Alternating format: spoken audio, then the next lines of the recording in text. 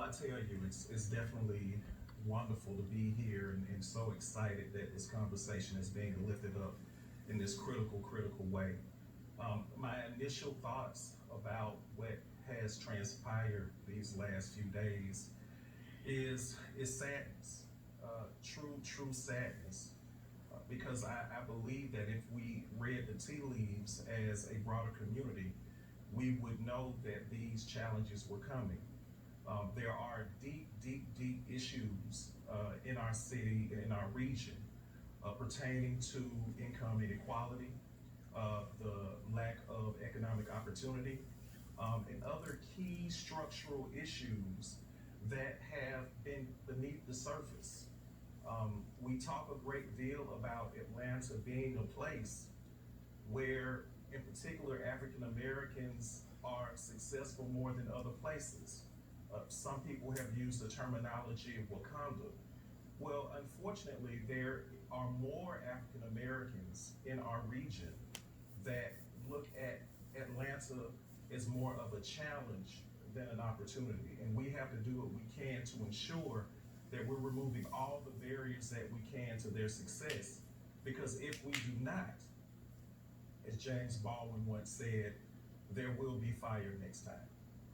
And Nathaniel, so I know that a lot of the work you do kind of centers around young activists. What is your message after seeing, the number of people that came out of all ages, races, but specifically to the next generation of young people that are pushing for systemic change? Well, I first and foremost commend them for their courage. What you gain in wisdom as you get older, unfortunately, sometimes you lose in courage. So we need our young people to engage in this work in real and authentic ways. And I believe they did the best they could with what they had. But now we have to focus, once the protests are over, we have to focus on ensuring that they have the training and the ability, the tactics around organizing and coalition building and mobilization that will be required for them to really be impactful and successful. And I think that it is our responsibility. We have a plethora of veterans of the civil rights movement that are still here in Atlanta, as well as other individuals who are aware of these tactics. We have to create an opportunity for us to put our arms around these young leaders and work to ensure that we can facilitate the agency that they need on the journey ahead towards justice, and also that we are creating opportunities for us to learn from them. It is not a one-way street by any means. We have to remember that when Dr. King began his sojourn towards being Atlanta's greatest icon, he was in his 20s. And so I think a lot of times people forget that our leaders like Andrew Young and Hosea Williams and Martin Luther King, Ralph David Abernathy, and others were really young people when they began this work. The secret, though, is that we have to be able to put them in a position to be successful and to support them in understanding how change can be fully realized through their engagement.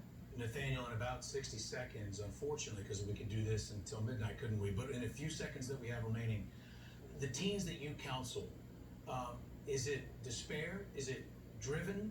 Is it optimism? How would you sort of, at the risk of an overgeneralization, how would you describe a lot of Atlanta's teenagers? Well, I would say that, Justin, there's only one thing worse than being left behind or being discarded, and that is being invisible. And I would say that many young people in Atlanta feel as if they are invisible. They've been marginalized in many ways by our community. Our African American males and females are looked at as a liability versus an asset. And so they're extremely frustrated because they look around and see all of this prosperity. They see companies moving into this city. They see movies being filmed here, but they don't see the benefits of that. They don't see their families benefiting from that. so they feel invisible. And we have to find a way to shine a light not only on our communities that feel that way, but also lift them up as a key component to our success and viability in the future. Nathaniel Smith, I know you make the distinction between equality and equity. We appreciate your work and thank you so much for being a part of this discussion tonight.